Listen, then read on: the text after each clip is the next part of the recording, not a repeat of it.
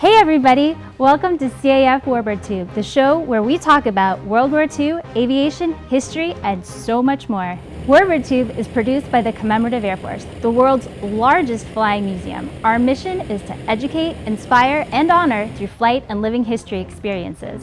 The CAF began the Warbird movement more than 65 years ago, and thanks to the support of individuals like you, we continue to grow strong.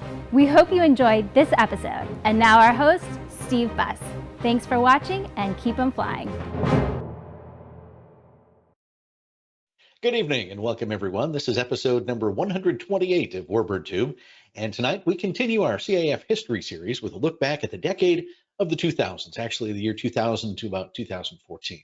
But before we get started, please do us a favor. Now, if you haven't already done so, please take a second to like, share, or subscribe, and make sure you follow us. And if you are subscribing on YouTube, click the bell icon and you'll get notifications about new episodes of Warbird Tube when we go live.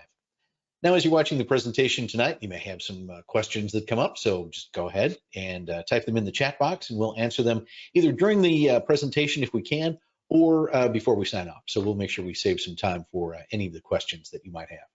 Now, if you'd like more information about the Commemorative Air Force, local units, or our aircraft, or if you'd just like to join the fun, please visit us at commemorativeairforce.org and you'll get all the details. And joining us tonight is our resident CAF historian, Mr. Brad Pilgrim. Brad, good to have you back.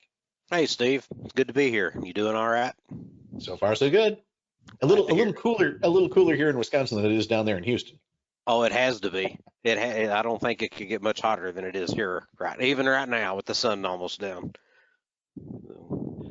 All right. So what are we going to be talking about now?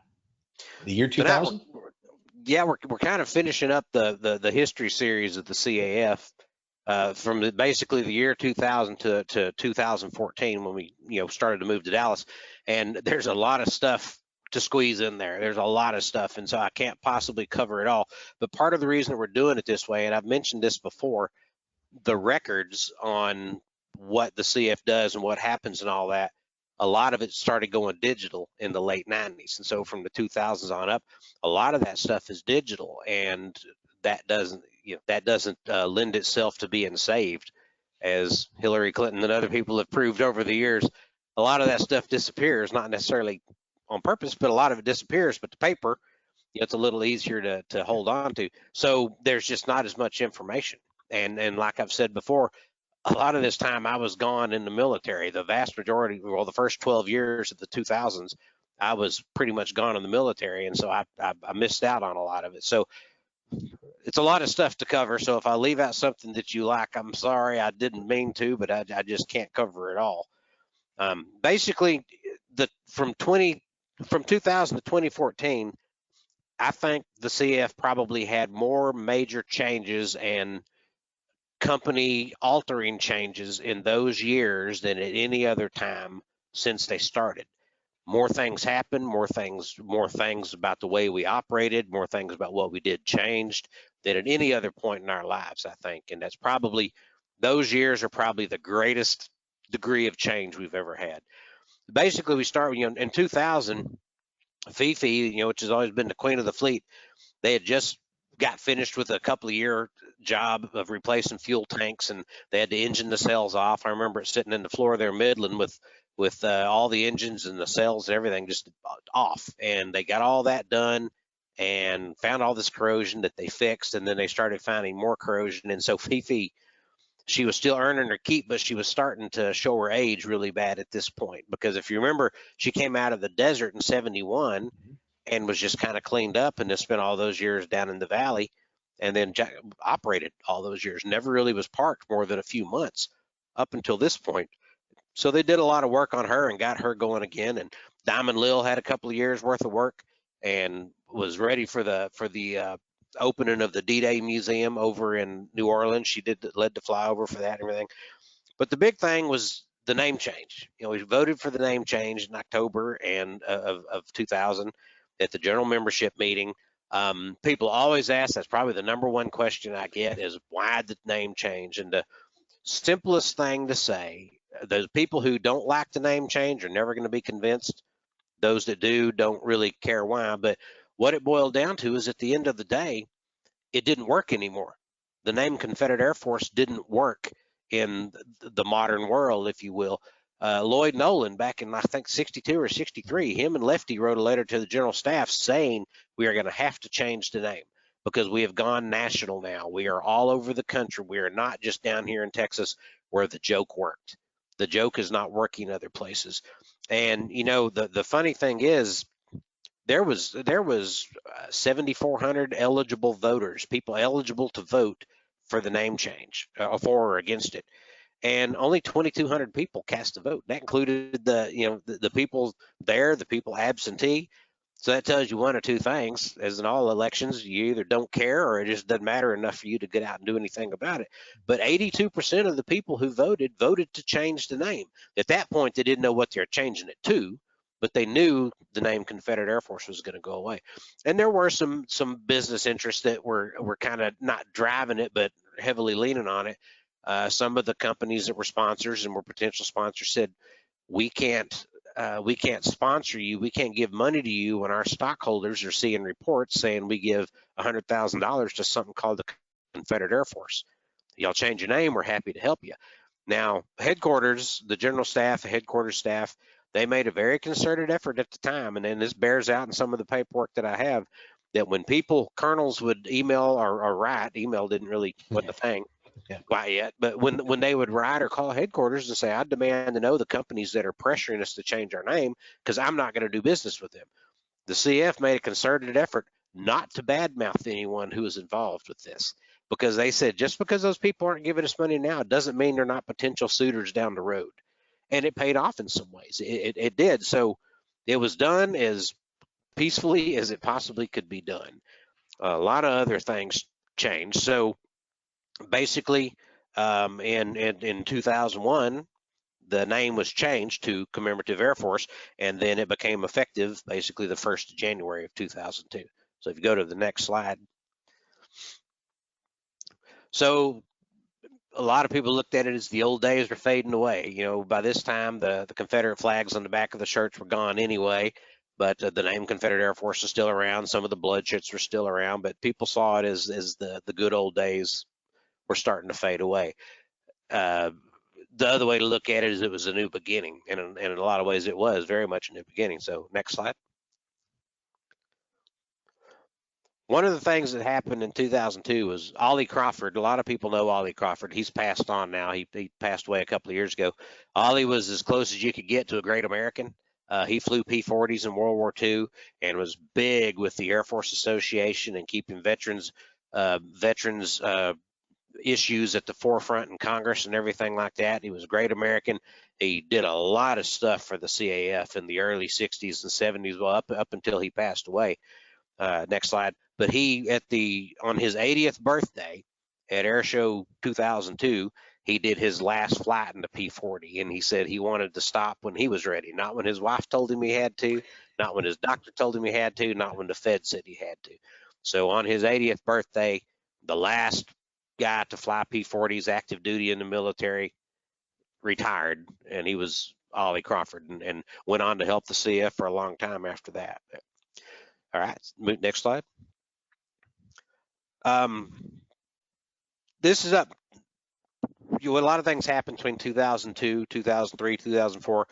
One of the things that really happened was very important was in 2004, this guy right here, and I've talked about him before, Gary Austin, very good friend of mine. Gary was from Memphis. He had worked for the Ezels over in Breckenridge for many years, was back in Memphis. Rodney Jackson, who was the crew chief on the B-29 at the time, got injured and passed away the next day, and the planes were needed to go out on tour, and so Gary was hired to be the crew chief on the B-29. And we've had a lot of good crew chiefs over the years up until Gary's point. But Gary came in and just kind of took things at a different speed than everybody else. He was up on top of the airplane out on the road somewhere, and I don't remember where, like Tennessee or something. He said, I don't know nothing about B-29s. He said, I was up on top of the screwdriver, and he goes, there's these louvers, these vents up on top. And he said, I'm stabbing around to those vents to see what kind of shape the metal's in. He goes, and I see ribs starting to crumble in the wings. He goes, these are the little false ribs that you just use for shape. He goes, it wasn't structural or nothing. So he said, I started looking at this and thinking, this airplane needs a lot of work. And so Gary, he was a fighter guy. Gary was a single engine guy. Gary tore into this B-29, and with a little help from a lot of volunteers and some good friends. Now, Gary was a very persnickety person. I loved him dearly, but Gary, a lot of volunteers didn't like Gary, and they went off to do other things because Gary was just hard to get along with sometimes. But he did a lot for the squadron, and really started getting Fifi into probably the best shape she had ever been up to that point. So, next slide. Around this same time, Fifi started getting, I think it was between October of 04 and September of 05. Gary found so much structural damage with Fifi that we reskinned about 90% of the nose, of the sheet metal on the nose, replaced 80% of the stringers in the rear of the airplane, all the stringers above the bomb bay doors, a whole lot of work to this airplane, and then got it back out on the road. And then we had the engine failures, in 06, and that's when Fifi got grounded in Midland. Diamond Lil was left to kind of carry the squadron while we raised the money to start working on Fifi. And so Diamond Lil was looking like this at this point. She was a converted bomber turned into a transport. We've covered this in webinars before. And the decision was made to change her more back to a bomber than she had been in a long time. So next slide. So what we did was Gary put the waist gun window back in it, did a lot of additional original equipment inside, changed the name to Old 927, which was a name that was used when the airplane was being used by Convair and Consolidated during the war. And that name went on there, and the intent was good. It had more, not modern, but different nose art than Diamond Lil, and it was a marketing thing. The airplane looked so different. We got all the questions all the time. What happened to Diamond Lil? Did Diamond Lil have an accident? Are y'all not flying it anymore? Where'd she go? So go to the next slide. A couple of years later, we changed it back to Diamond Lil, but left her. This is basically how she appears today, and she, out flying around right now. Back to Diamond Lil, looking a whole lot more like she did when she left the factory. It'll never look just like it did because there's too many structural changes that you basically could never undo. We might get the bomb bays in someday, but we'll never get the short nose back on or anything. So, that was Gary led that project. And while this was happening, Fifi was trying to raise all this money for Fifi.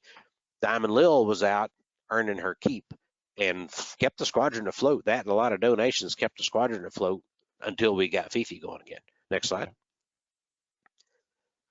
So at the same time, Bob Rice, who had been a big member of the CAF, he donated one of the Wildcats.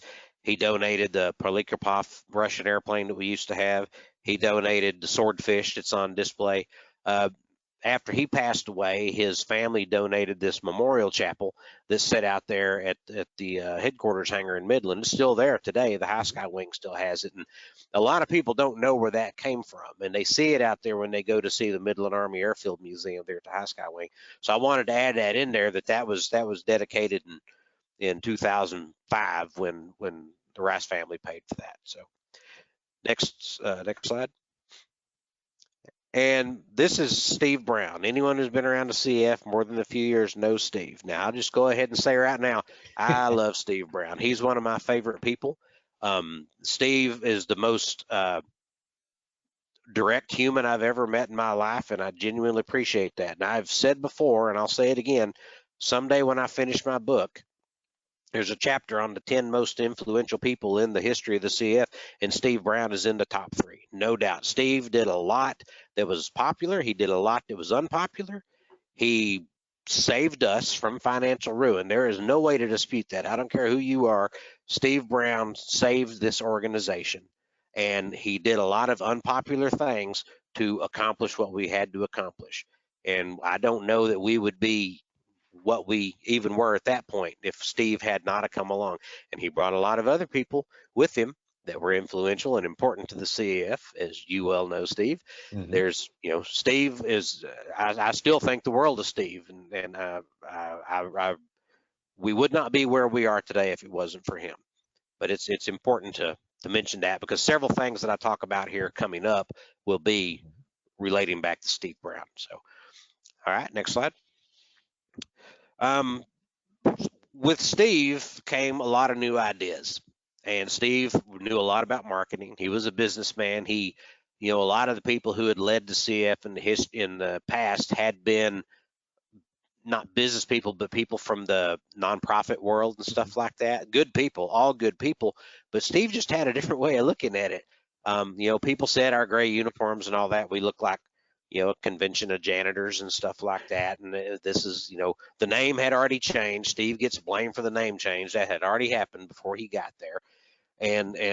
But there were things that Steve started changing to bring the CF into the modern world that we had to be in order to survive. So if you go to the next slide, things started changing. The patches, we went away from the original CF, Confederate Air Force shield, to the Commemorative Air Force shield, to what everyone called the Highway Patrol badge, because if you look at Texas State Highway Patrol, that's kind of what their thing looks like. So we did that. But one of the things that happened, if you go to the next slide, that Steve gets blamed for, that had nothing to do with Steve. Steve literally showed up, and then this was the first thing that happened.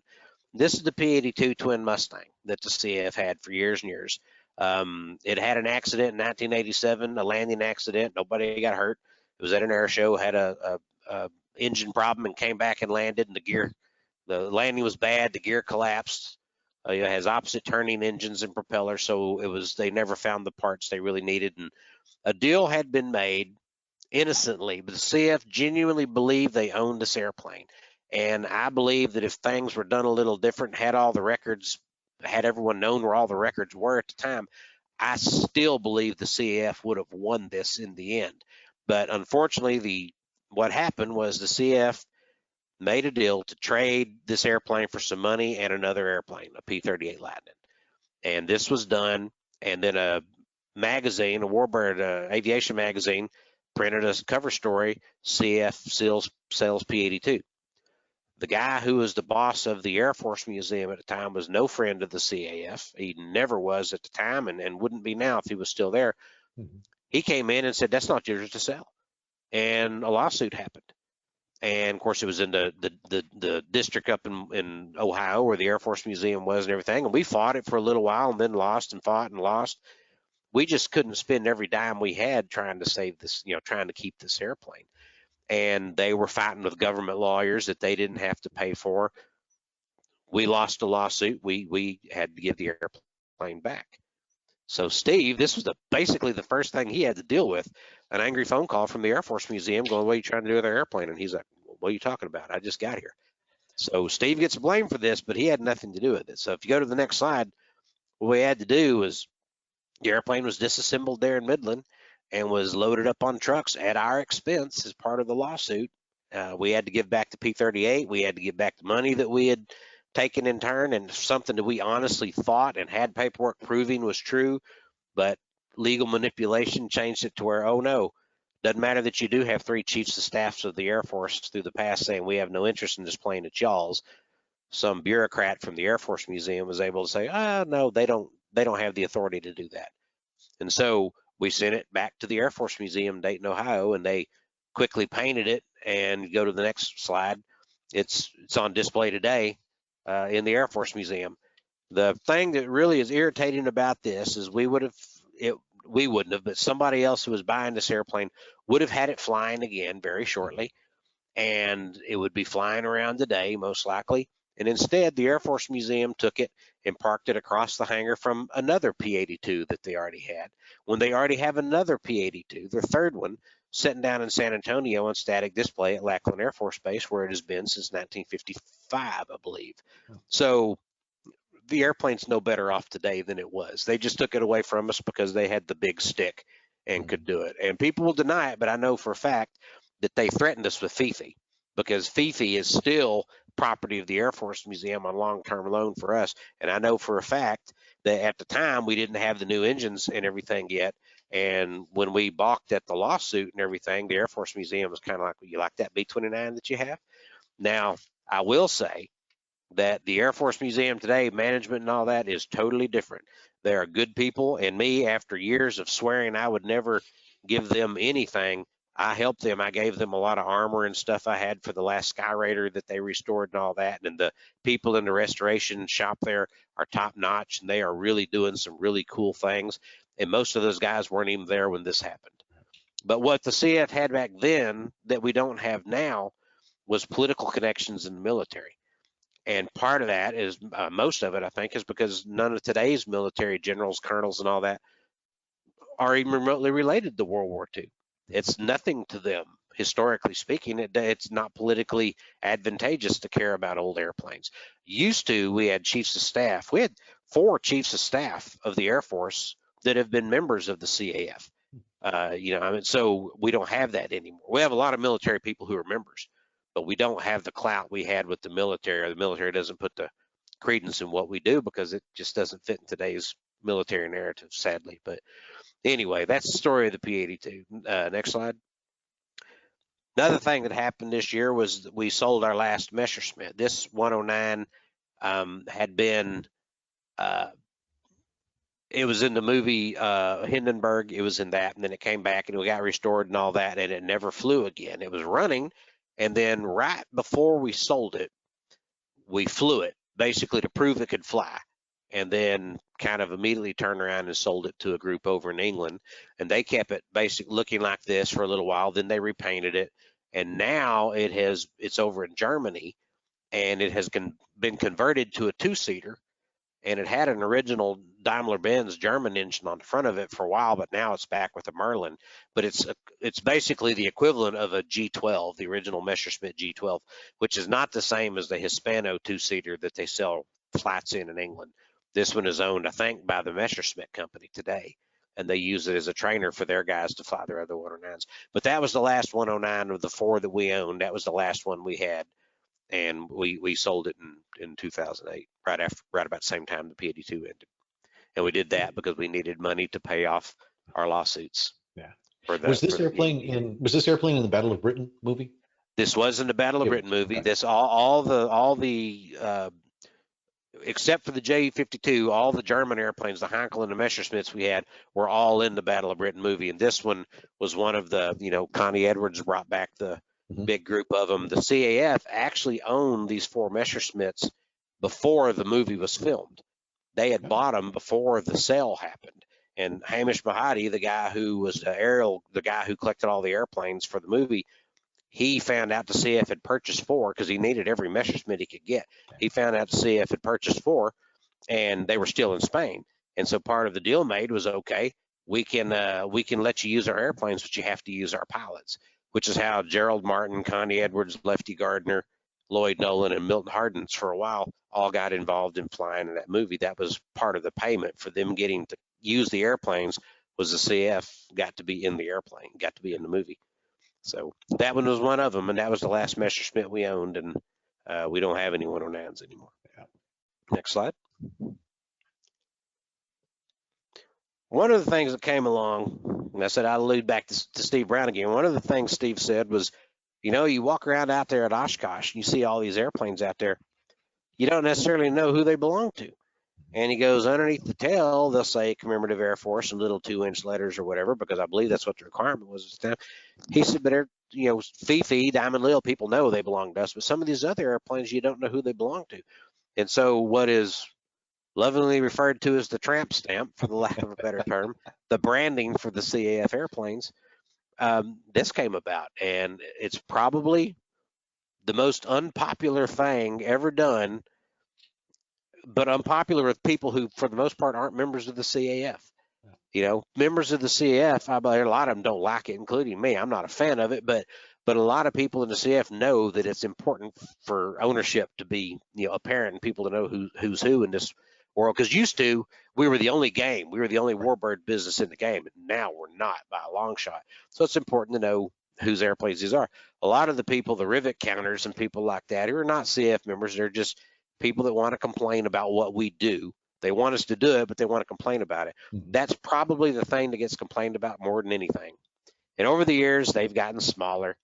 They've moved. Like on Fifi, it was on the tail, really big. Well, now it's right up behind the, right directly in front of the wing, much smaller than it was. And most of them, people don't even notice anymore. But that it worked. It was there's no way to measure how good it was, but there was no doubt when you saw a P-51 or whatever in Air Classics magazine, you knew it was ours. You knew it was the CAF's because it had the wings on it, the tramp stamp on it. And there were even some of the member-owned airplanes that put those on there. And I don't know that tramp stamp actually occurs anywhere in official CAF records and paperwork, but that's what everybody knows it as. So I'll just call it that. So next slide. The other thing that started changing around this time was the blue shirts. This is my friend Paul Moppin. He's a B-29 guy, good dude, one of my favorites. You know, we wore the gray uniforms for all those years. And as I said earlier, a lot of people said we look like a convention of janitors. And people always wondered why we wore gray. And I've covered this before. It wasn't because of the Confederacy or anything like that. We wore the gray because all the guys who were the original members of the CAF, the original 510 guys, they all worked down there in the valley in the spraying business. And Dickie's work clothes rental, you know, the clothes places that you rented the work clothes, all the work clothes were gray. These guys wore work clothes, and that became their uniform. So it just became our kind of our trademark. Well, Steve Brown, another one of the things that he said was we got to have this look of uniformity. Some people have the gray shirts with the patches. Some people have short sleeve. They have long sleeve. There's all these different versions. Let's get one shirt that we all look the same. And it wasn't just a shirt. They went to the tan slacks and you know the button down shirts like this, but then they also had the polo shirts.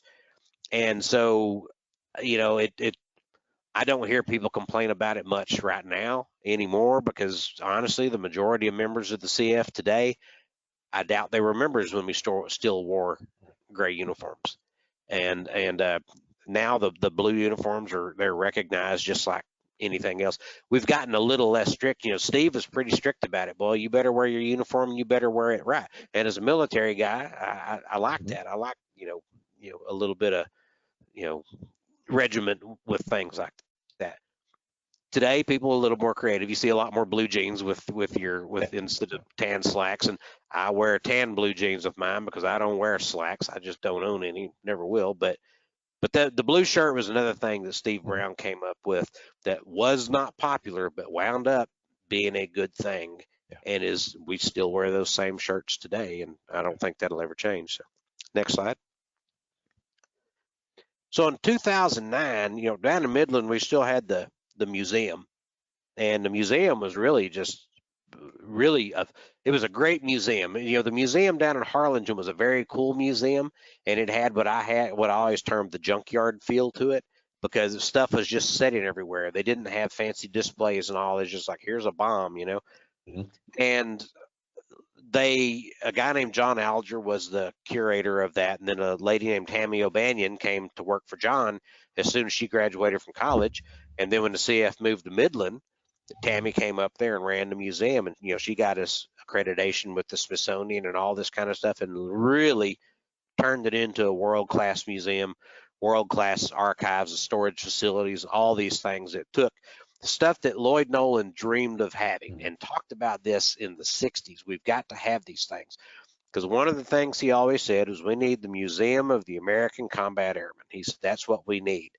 And he said, we are the repository of the largest collection of World War II aviation-related artifacts. We need somewhere for them to be preserved and displayed.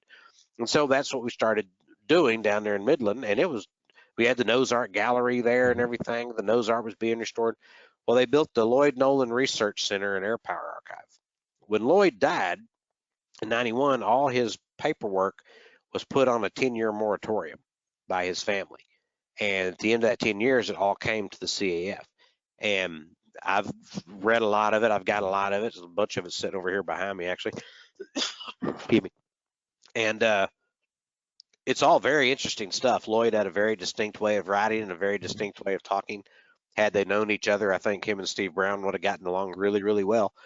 And a lot of his stuff, his personal effects and all that, were going to go on display in here. And of course, people who remember will remember that we had Lloyd's office put together. You know, like his office was in Mercedes there in Midland.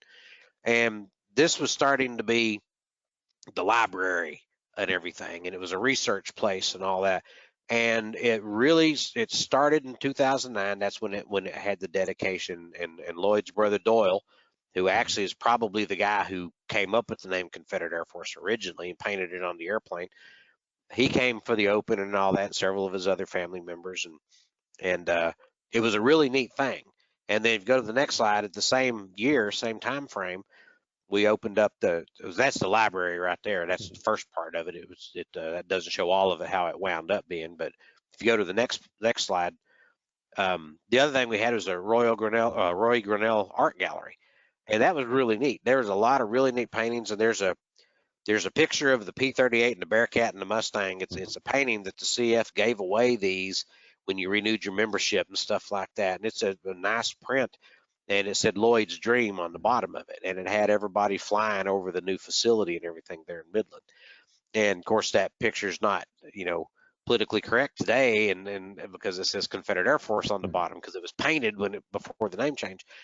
And so a lot of those, last time I was up at headquarters, I guess there were still a bunch of them back in the storage room, in a box, because we don't sell them anymore, don't give them away anymore. But I've got one or two, but that was Roy Grinnell did a lot of these paintings. He did a lot of other famous aviation paintings and all that, and a lot of CF history paintings that were on display in Lloyd's house and in Lloyd's office and all that. So we started this art gallery there to kind of showcase some of his stuff. So if you go to the next slide,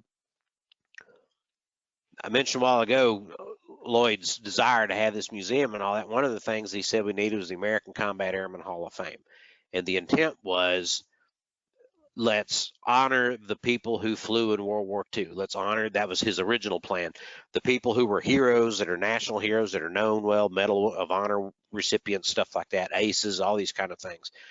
Over the years, back in, I want to say 2004 is kind of when the CF officially started saying, okay, we're going to expand beyond World War II to all facets of military aviation, because World War II guys were dying off. And by this time, we'd already had Desert Storm. And, Afghanistan had started, about 2003, Iraq had started, Bosnia had happened, Somalia, all these things where we had a whole nother 2 generations of military aviators. So this expanded to not just World War II aviators. It became, people from all military conflicts. And so the Combat Airman Hall of Fame in 2009, that's when they established it as a physical thing there in Midland. If you walked into the lobby of the museum, it was kind of down in that hallway. And it was really neat. And every year we got together, we had these, the big banquets and all that, and you'd bring the person in there, the honoree, and give a presentation about them. They'd make a speech, and they'd get a medallion, a medal to hang around their neck and all that. And it was really neat. There was some really, I should have made a list of the people who were honored, because there were some real, who's who in combat aviation kind of things. And the vast majority of those guys, but all the World War II ones are all gone now today, and a lot of the other ones are too. We saved, when the museum moved, when we closed Midland, we saved all those plaques that were on the wall, which are big, nice, heavy plaques. We saved them. There's probably 30 of them, 40. I don't know how many we eventually, we put 5 or 6 people a year in there. Yeah. And there's dozens of those plaques, and they were still stored in the warehouse. And so I went down there a couple of years ago, 3 or 4 years ago. I went down there and loaded all of those up, and we brought them back to Dallas because they were just in the warehouse. We brought them back, and we do have them. And I hope someday we're able to go back and build another Combat Airman Hall of Fame along with the museum and the archive and all, because I do believe that's the only way we can be totally true to Lloyd Nolan's vision for what we were trying to do. We've got the airplanes, we can fly the airplanes. We need to do the other stuff about telling the story and preserving the other history besides the airplanes. And so hopefully someday we'll be able to do that. I think we will. It won't be anytime soon, but I think we'll get to do it. Yeah. All right, next slide. In 2010, the JE-52, which we had since 1976 or 75, I can't remember, it had been turned in by the unit that was sponsoring it. Mm-hmm. Part of the problem was it had a big swastika on the tail, and it was stored outside. And the airport manager, after the airplane being there for years, the new airport manager decided he didn't want a Nazi bomber on his ramp, even though it wasn't a Nazi bomber. It was a transport, and it had a swastika for historical accuracy. They turned it in. It came back to headquarters. We tried to do a lot with it. Tried to get other people to sponsor it. The problem was any units that, if anyone who participates in the Living History Flight Experience, program, the LHFE, for experimental aircraft, you're not allowed to put foreign-built airplanes on that. I think it's a dumb rule, and someday it'll change. But if you go to Canada, they have the same rule. You can do rides in a Harvard, but you can't do rides in the T6. You come 2 miles back across the border to Washington, you can do rides in the T6, but you can't do rides in a Harvard, because this imaginary line. But anyway, we couldn't drop paratroopers with the airplane anymore. We couldn't do rides with the airplane anymore. A lot of people weren't interested in paying to have a Nazi bomber come to their air show, and they just hit the end of the financial roller coaster, and nobody else could find a way to make it work. Quite honestly, it just wasn't going to work financially. And so sadly, the airplane was put up for sale, and Jerry Yeagan of the Military Aviation Museum, they purchased the airplane, and they just been flying the tar out of that thing all these years. They take it to a lot of air shows.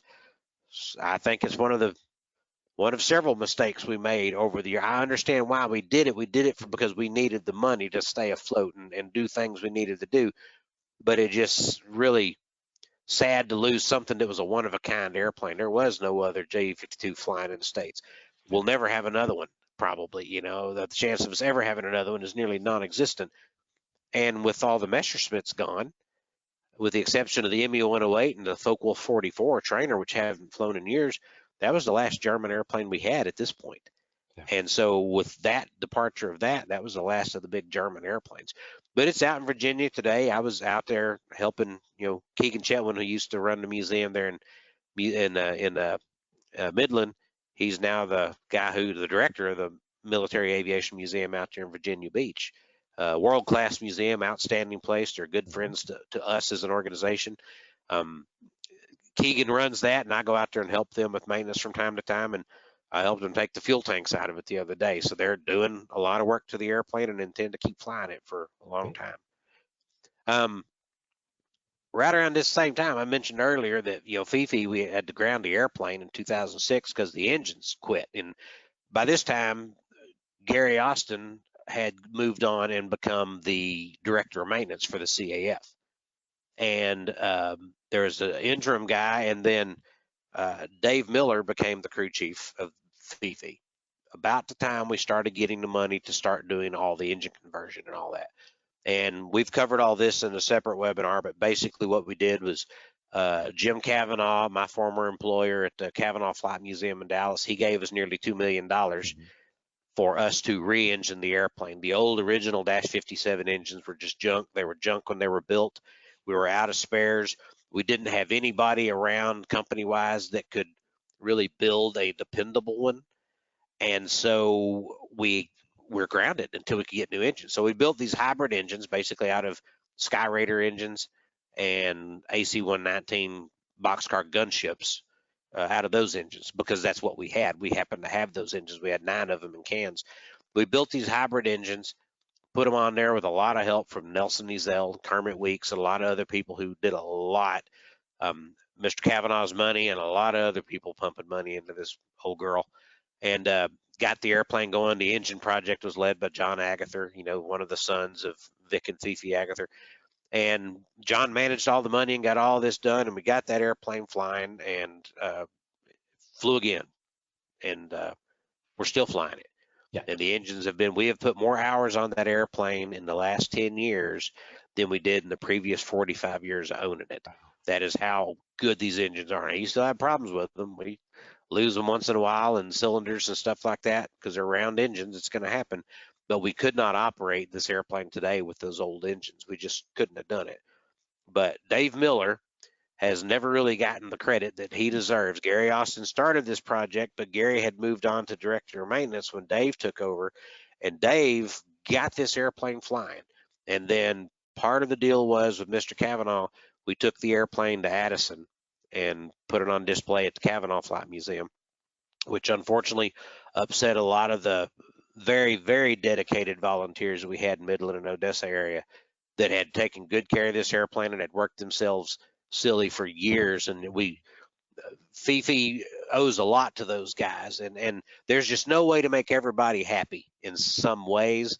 And we lost a lot of those people. A lot of them came out and toured with us for a long time, but then we gained a lot of new people in Addison. After a few years in Addison, we moved to Fort Worth, and now of course she's over at Dallas Executive at the new headquarters. And everywhere we go, we get another dedicated group of people.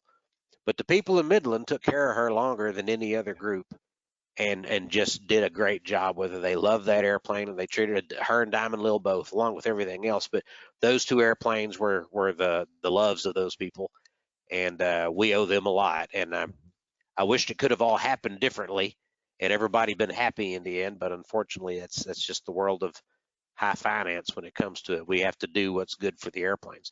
Yeah. So that happened in the end of 2010. We flew the airplane, and then started doing tours, and that's when we started doing rides in the airplane. Prior to that, we had never done that. And she's just came home yesterday. Actually, just came home off of the first tour, and will be home a little while and go back out again along with Diamond Lil. So the circle continues, and a few years, another group of people will come along and become the primary crew. But let's go next slide. 2011, we sold Tinkerbell. The CF had two C-46s, China Doll and Tinkerbell. China Doll is they both were in East Texas when they came down. They went to the East Texas. China Doll ended up in California, and it was originally named Humpty Dumpty, and then became China Doll. They flew it for years and years. Now it's kind of become a static airplane. Hopefully something happens with it pretty soon. Tinkerbell is another one that it's a big airplane. It's expensive to fly. It has very, very limited appeal as far as people wanting to pay for it to come to an event, especially when you look at what it costs. You can fly two Corsairs cheaper than you can fly a C-46. You can fly a B-25 cheaper than you can fly a C-46. And it is a massive airplane. It is just absolutely huge. It toured around, Tinkerbell toured around with Fifi for a couple of years and just drained themselves dry. You just couldn't feed it, and people can't buy enough gas to keep in it. And when we sold it, the ride program, it really wasn't, by this time it was kind of unairworthy. Really wasn't a good ride airplane. We dropped paratroopers at it from time to time. But the airplane sold to out in North Carolina, and the city owned it for a long time out there. Just this last month, the Military Aviation Museum, Jerry Yeagan's guys, they acquired the airplane. They managed to get it, and when I was there the other day, they were already working on it. They're already replacing all the cockpit windows. They're doing some engine work. There are a lot of things they're doing to it. They're going to hopefully do what they did with the J-52. They're going to be able to succeed where we really couldn't find a way to do it. And once again, it's kind of sad to see one of our airplanes going on to be successful with somebody else. Maybe if we'd have done some things differently, we could have kept it. But it didn't happen, and it's in a good home today, and I couldn't be more thrilled with where it is and how it's wound up. One thing I want to say about this airplane, people see the name, the Tinkerbell. At one point, it was just called Tinkerbell. It started out as the Tinkerbell, then it went to Tinkerbell, then it became the Tinkerbell. Well, a lot of people, you'll hear the rumor that Disney tried to sue us because of, because Tinkerbell, the fairy, you can't name it. That had nothing to do with that. The airplane was restored up at Tinker Air Force Base in Oklahoma, which is the Air Force Material Command. That's one of their big depots. And Rudy Silas and a bunch of other guys, Chet Brakefield, a bunch of people who they're all gone now, they restored this airplane up there and painted it green in honor of Tinker Air Force Base. It was started out as going to be the Bell of Tinker. Then they're like, well, let's just call it the Tinkerbell. So that's where that name comes from. It comes from Tinker Air Force Base. It has nothing to do with Disney or anybody else. Never had a fairy painted on it. It's just had that name, and that's it. So that's where it came from. And I mentioned Rudy Silas. Rudy was the guy who ran the engine shop at the end of World War II, in through the Korean War. He ran the engine shop there at Tinker Air Force Base. They'd bring all these airplanes in for depot maintenance. Rudy, if you could, he's passed away now, but he helped us on Fifi with the re-engine project. He's one of those people, if you could have put a thumb drive in that man's ear and downloaded what he knew about round engines, I have never in my life seen somebody who is a literally walking encyclopedia of knowledge about round engines. He could quote you torques. He could quote you part numbers. He could tell you the day a spec changed. He could tell you the thickness of the chrome plating or the CAD plating on. So that man knew everything. He didn't. One time he told me, I said, "Are you sure?" And he said, "Go get the book. Let's see who's closest to being right." And he named off about 30 numbers, and he was exactly right. But Rudy was a big help. He was a big help on Tinkerbell, and he was a huge help on Fifi. and him and several others, just, you know, in the history of the CAF, people that I wish we had a way to have preserved them and kept them around, because they just were great people and so smart and so helpful. The other thing that happened in 2011, when we knew at this point, the question had already been asked, why are we in Midland as an organization? You know, a town with a couple of 100,000 people out on Interstate 20, on a part of the interstate that when people got to that part, they were either going to Midland or they're in a hurry to get wherever they were going on the other end of it. And I say this as someone who grew up in Snyder, Texas, in West Texas, 80 miles from there, who was thrilled with the idea of the CF moving to Midland. I thought that was the greatest thing ever, because they were going to be 80 miles from me. They moved there, and the next year I left for the Air Force, so it didn't really matter where I was stationed at. But anyhow, the question was asked, why are we in Midland? And it made no sense. You know, with the way we got to Midland, we've covered that before. You know, there's some vote buying and stuff got us to Midland, and I'm not saying it was the wrong decision. Midland was very, very good to us for a long time, and I think Midland got the raw end of the deal. But once again, you can't make everybody happy. You have to do what's good for the organization. And Midland tried to keep us, but there were just other things that were, you know, other ideas, other places that we could go that were going to be good for the company. So by this time we started thinking about it. So people who've been to Midland will remember out behind the hangar, what we called the hill, was just a scrap pile of airplane parts. Airplane parts. I mean, it was a treasure trove. All the stuff that came up from Harlingen in semi trucks and containers and stuff we just acquired over the year was just not dumped out there, but it was set out there. But over the years, it got moved around, so it kind of just became a pile. And then we had that big warehouse that was packed full of parts. And I kind of took it on myself. I was living in Altus, Oklahoma at the time, stationed up there. I kind of took it on myself to go down there and inventory a lot of that warehouse. I can't tell you how much time I spent inventorying that warehouse. My mother would come over from Snyder, and I'd be up on top of these racks calling down part numbers. My mother's sitting there at 2 o'clock in the morning typing part numbers into the computer for me. You know, I mean, so it was kind of a family affair. But anyway, we started selling that stuff. We started selling all those parts. We started selling everything out there on the hill. Part of it was because we needed the money, but a big part of it was the thought was already there. We're going to move, and we can't move all this stuff. And some of it needed to go. Some of it was junk. But we sold, I don't remember the numbers. I've got it all written down somewhere. Probably one of the biggest mistakes we ever made, and I don't know what we could have done different. One of the biggest mistakes we ever made was we let all those spare parts go. Now, with the B-29, we went and got all of our stuff that we needed. We found out 8 containers of B-29 parts. But my goodness, the stuff that we sold, the stuff that I saw leaving on trailers, is worth hundreds and hundreds and hundreds of thousands of dollars.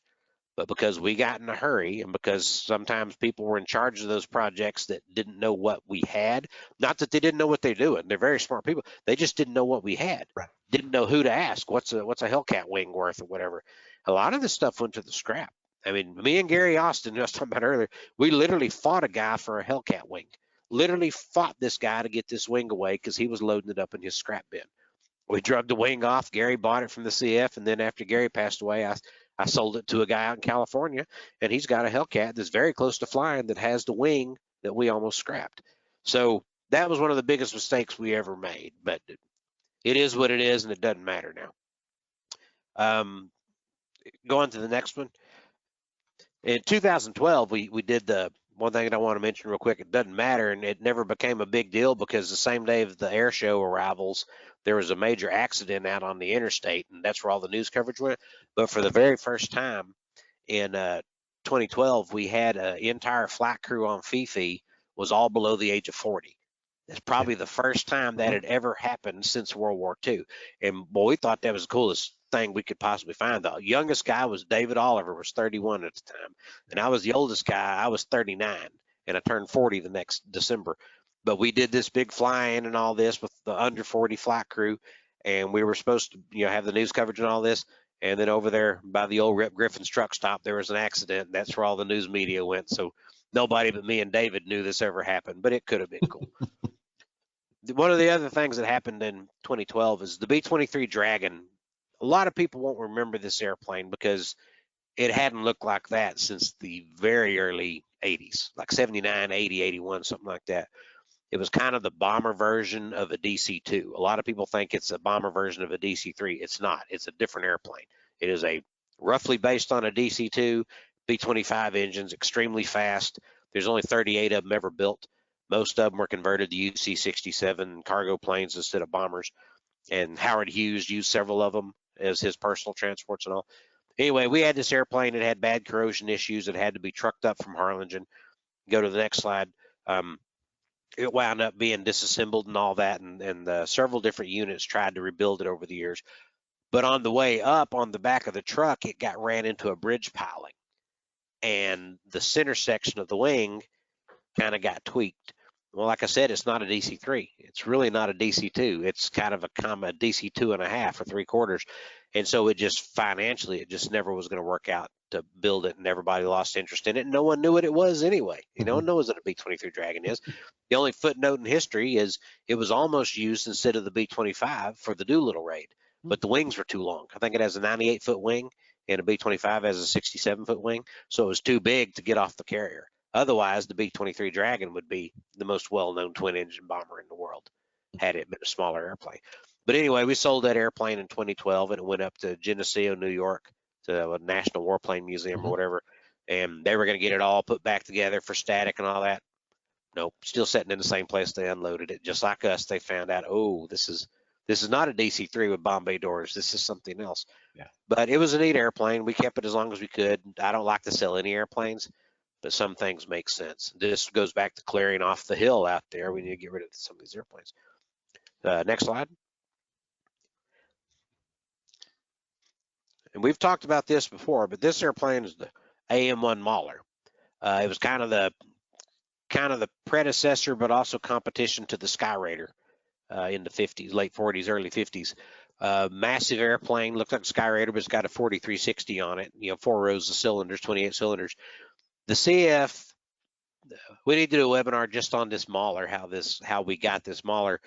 We were supposed to get one Mauler from Socorro, New Mexico. There was, I think, 7 of them sitting out there, 2 of them in pretty decent shape. But the one that we were supposed to get by serial number was not in as good a shape as the one they told us not to take because of the serial number. So we did what was done back in the 70s. We swapped the data plate and changed a 1 to an 8 on the wing. And me and Gary Austin went out one day out to the hill there and took some naphtha and wiped on the white paint. And sure enough, we wiped that 8 off and it became a 1 again. So we found the actual identity of the airplane. Later, I found the paperwork and some pictures of what was being done. But anyway, this airplane, it flew 3 times back in 82 or 83. A man, Gerald Martin, who I talked about earlier, flew it down in Brownfield, Texas, and then it went to Lubbock, and it had an accident. The guy lost it on takeoff and did some damage to the airplane and all that, and it just got parked. Well, it's a rare airplane, and it just couldn't really get it put back together right. And then, some pieces disappeared. Next thing you know, it's been sitting for 10 years. They trucked it from Lubbock out to Midland, and it just sat outside. For a long time, it sat in a dirt floor hangar. Then we lost that hangar, and it went outside. And we had a guy who was going to buy it. This is another airplane that we'd had it since the 80s or since the 70s. A guy in St. Louis was going to buy it who had the money to restore it. He was a Warbird owner, and boy, he was excited. And it was going to be good for us, good for him, good for the Warbird world. The Navy, because of the trouble with the Air Force Museum, we called the Navy Museum and said, look, we've got this Mauler. It's ours. Maybe it's y'all's. We don't really know, but what we have says it's ours. We flew it. Y'all never cared. And the Navy chewed on that for a while, and they said, if y'all want to keep it and keep it static, y'all can do that. That's fine. We're fine with that. We don't want you to sell it. If you don't want it, then we'll turn it in. But we don't want the airplane to fly anymore. Okay, that's very reasonable. So we told them we're going to give it back. Well, we actually had about one and a half Maulers. We had another fuselage section, another set of wings. And so we called the Navy back and said, here, your airplanes are here. We're going to turn them back in if somebody wants to come get them. And so that was the smart thing to do. It would have been neat to keep them and make them static, but it's hard to get people to pay the money and do that work. There's only one really, really nice one in existence today, and it's the Navy Museum in Pensacola, and it looks like it just flew in there. The Erickson Museum up in Oregon's got one that could fly. It is privately owned by them, and it's a complete airplane and could fly. I don't know if it'll ever happen, but anyway, the Martin Museum up in Maryland came down. We were undertaking the B-23 apart, actually, when this all happened. They came down and rolled this inside, and I helped them take it apart, and it both of them left on trucks and went to Maryland. And I have heard that they were restoring them again, but I've never seen any pictures. The last picture I saw of it, it was sitting under a awning over there with a tarp over it, and the tarp was flapping in the wind. So I don't know, but it deserves a better fate than this. So anyway, in 2013, we let it go, and we did it because we just didn't want to fight the military over it again, and we didn't want to pay. We knew we were going to move by this point. We didn't know where, and it hadn't been announced, but it made more sense to let someone else pay to move the airplane away.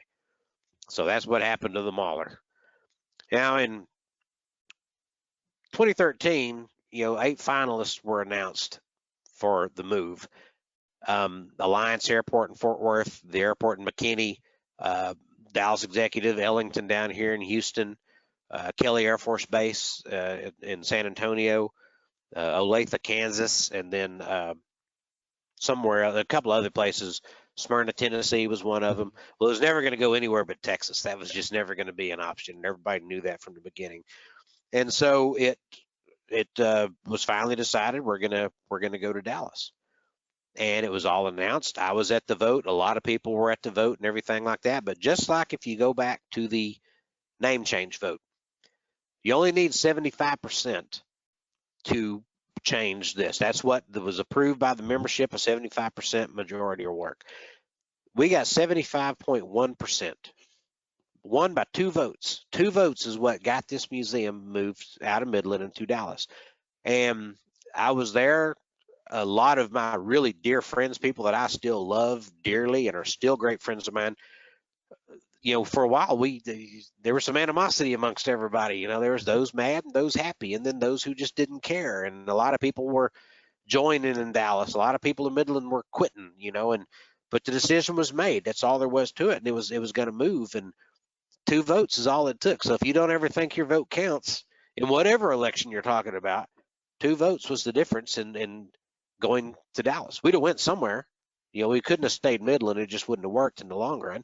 But 2 votes is what changed it all. So that's kind of where we wound up. It was announced we were going to move the High Sky Wing, the Midland Army Airfield Museum. They persevered. They, my gosh, you won't find a better representative group of CF members than what you have there. Their air show's coming up here pretty quick, and I hope everybody will go out there and support them.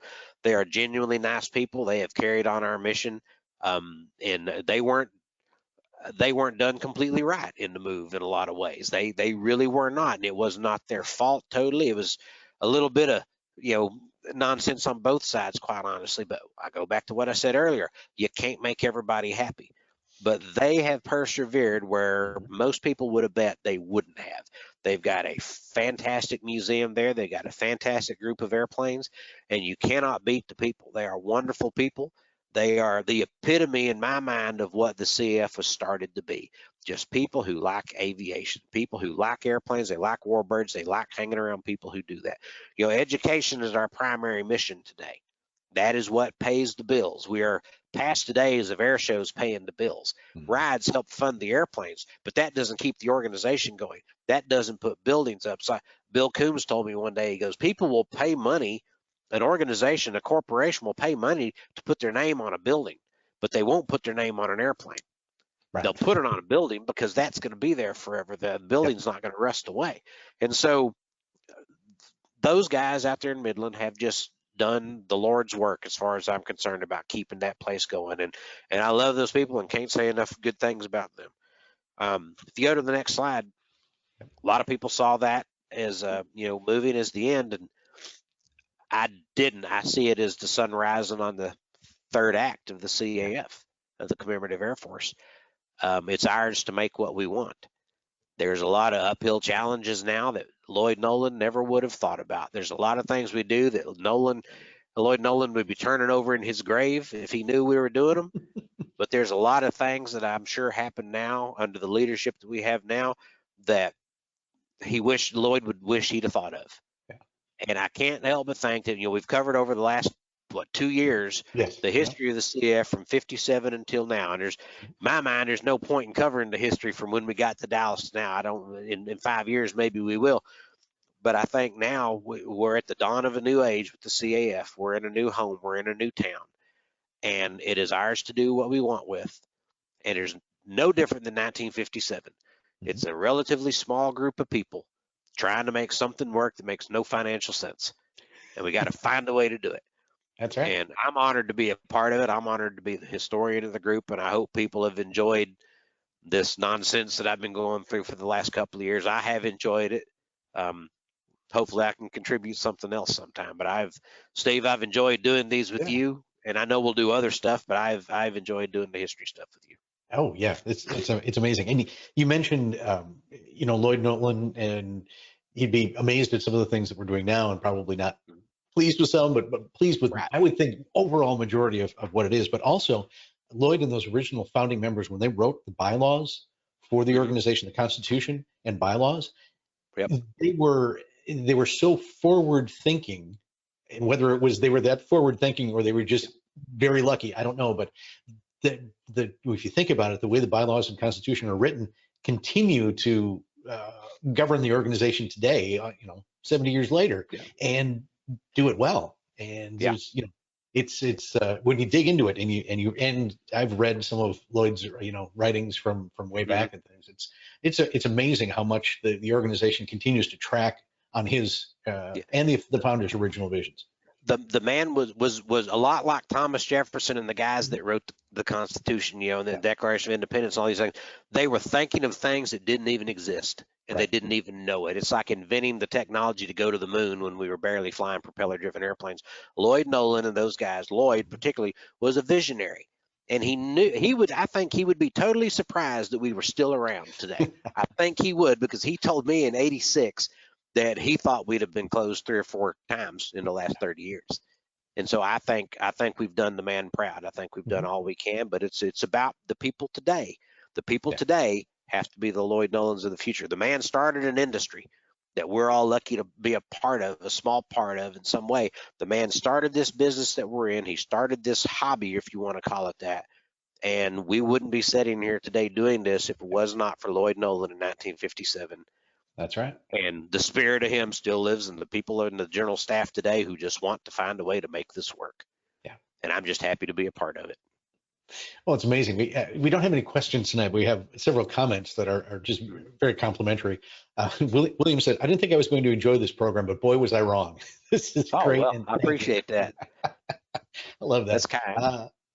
And then Gary says, "Brad, you're amazing. Thanks for sharing the history." And here's a good one. If you're planning on going to Wings Over Houston, my brother and I will be happy to buy you a few rounds. Rick, of course, he doesn't say his last name. So well, me and Mary should be there with the Broussard. That's our plan, is to take Mary's French Broussard airplane over there for the air show. So you can bring my beer to the airplane.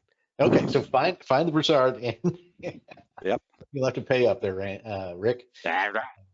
Yeah. So some great comments coming in. Folks really enjoyed it, and I have too. Over the last 2.5 years that we've been doing this, it's amazing. It started out innocent, didn't it? It did. Yeah. Now look at us. So, Brad, any final thoughts before we wrap up tonight? I just hope that someday, my little bitty piece of this, of collecting the history and preserving the history, I hope that 30 years from now, somebody is sitting around doing this and saying, you know what, in 2023, Hank and those guys at headquarters, boy, if they hadn't have done this, we wouldn't be here today. Yeah. I hope we continue this, and I hope everybody gets to have the fun that I've had with this organization. And I ain't going nowhere, at least not planning to. But I hope 30 years from now, someone's sitting here talking about the history moving forward from today. Good. Well, again, thank you, Brad, and thank you, everyone, for joining us tonight. Again, if you haven't already done so, please click the like, subscribe, or follow button so we can let you know about our future shows. And speaking of future shows, if there's a topic you'd like us to cover, just send Leah Black an email at media@cafhq.org. As always, Brad, thank you, and thanks for sharing your vast knowledge of the Commemorative Air Force with us. And we'll look forward to doing this again on a different topic, probably in maybe a month or two. I'll give you time to Sounds rest. good. Thank you, Steve. Thanks, Brad. All right. Until next time, from the Commemorative Air Force, I'm Steve Buss. You have a good night.